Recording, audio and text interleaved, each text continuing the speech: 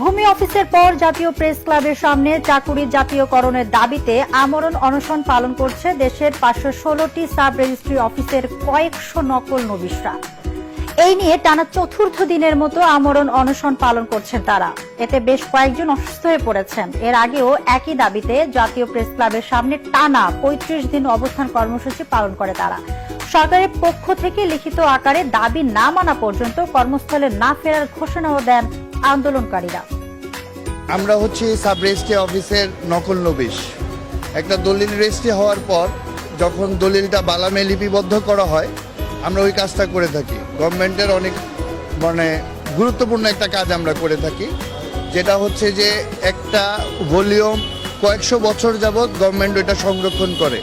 রেজিস্ট্রির পর একটা দলিল হারিয়ে যেতে পারে, কিন্তু ওই ভলিউমটা সরকারের হেফাজতে সংরক্ষিত থাকে, আর ওই দলিলটাই আমরা সুনির্দিষ্টভাবে আমরা এটা লিপিবদ্ধ করে থাকি। কাজটা খুব গুরুত্বপূর্ণ।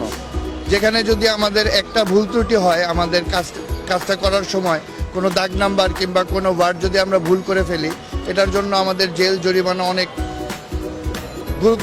অনেক ধরনের অনেক শাস্তি আমাদের উপরে হয়। আমাদের কাজটা খুব সেন্সিটিভ, গভর্নমেন্টের খুব সেন্সিটিভ একটা কাজ আমরা করে থাকি। দীর্ঘ 200 বছর যাবৎ আমাদের এই ডিপার্টমেন্ট, আমরা বাংলাদেশ স্বাধীন হওয়ার পর থেকে অদ্যাবধি আমাদের একটাই চাওয়া, আমাদের স্থায়ীকরণ।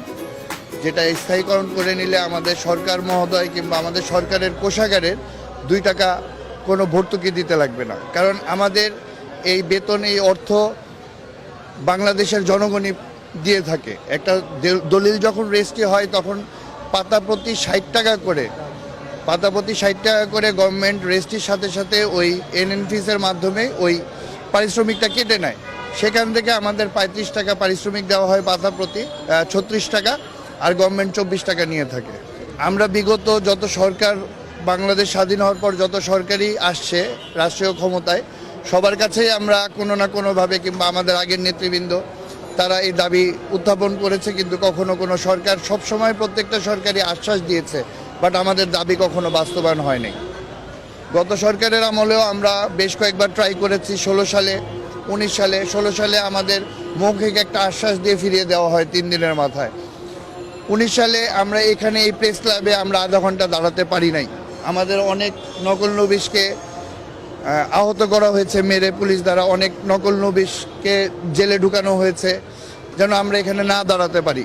ইভেন গত সরকারের আমলে ফ্যাসিস্ট আইনমন্ত্রী আনিসুল হক, সে বহুবার সংসদে আমরা বিভিন্ন সংসদ সদস্যের মাধ্যমে আমাদের দাবিটা উত্থাপনের চেষ্টা করি, ওখানে উত্থাপনও হয়েছে, কিন্তু সে বারবার মৌখিক আশ্বাস দিয়েছে আমাদের দাবি মেনে নেওয়া হবে, কিন্তু সে আমাদের এই ব্যাপারে কোনো ধরনের কোনো পদক্ষেপ নিয়ে যায় নাই গত 16 বছরে। এই গভর্নমেন্টে আমরা আমাদের আইন উপদেষ্টা, আমরা আইন মন্ত্রণালয়ের অধীনস্থ এই রেজিস্ট্রেশন ডিপার্টমেন্ট, আমাদের মাননীয় আইন উপদেষ্টা জনাব আসিফ নজরুল স্যারের সাথে আমাদের সাক্ষাৎ হয় আমাদের প্রতিনিধি টিমের। উনি আমাদের মৌখিক আশ্বাস দিয়েছে, কিন্তু আমরা লিখিত কোনো আশ্বাস অদ্যাবধি পাইনি, যার কারণে আমাদের এখানে শেষ মুহূর্তে এসে আমরা অনশনের আমরা ঘোষণা করেছি।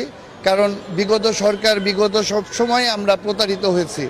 আমরা এবার চাচ্ছি সুনির্দিষ্ট আমাদের একটা ব্যবস্থা হলেই, লিখিত কোনো অর্ডার হলেই আমরা এখান থেকে ত্যাগ করব। আমরা আমাদের আমরণ অনশন ভঙ্গ করে আমরা আবার আমাদের কর্মে ফিরে যাব। এখানে অনশন করতেছি আমরা 3 দিন, আর আমাদের এমনি আন্দোলন চলছে। এই আজকে দিয়া সব মিলে 39 দিন হলে আমরা এখানে আন্দোলন করছি। আমাদের মৌখিক আশ্বাস দিয়েছেন আইন উপদেষ্টা স্যার, আমরা সেই মৌখিক আশ্বাসটুকুই আমরা লিখিতভাবে চাচ্ছি। আজকে আমরা 39 দিন যাবৎ এই মাঠে অবস্থান করতেছি। 4 দিন যাবৎ হলো আমরা আমরণ অনশনে বসছি। আমাদের দাবি জাতীয়করণ, চাকরি জাতীয়করণ না করা পর্যন্ত আমরা মরে যাব, তাও জাতীয়করণ না করা পর্যন্ত এই মাঠ ছাড়বো না। আমাদের ভাই বোনরা অনেকেই অসুস্থ হয়ে পড়েছেন, খেয়ে না খেয়ে দিন পার করতেছে, আমাদের অনেক কষ্ট হচ্ছে, আমরা কিন্তু অনেক নির্যাতিত। আমাদের রেজিস্ট্রেশন সেকশনে আমরা সরকারি কাজ করি, সরকারি বালাম বই লিপিবদ্ধ করি, সম্পত্তি আমরা সংরক্ষণ করি, অথচ আমরা বেসরকারি। আমরা সকল সুযোগ সুবিধা, বেতন ভাতা, মাতৃত্বকালীন ছুটি থেকে বঞ্চিত। আমাদের এই সমস্ত সুযোগ সুবিধা প্রদান করে, আমাদের চাকরি জাতীয়করণ করে, আমাদের প্রধান উপদেষ্টা যেন বাড়ি ফেরার ব্যবস্থা করে দেন। সবার কাছে আমার এইটুকু অনুরোধ থাকলো।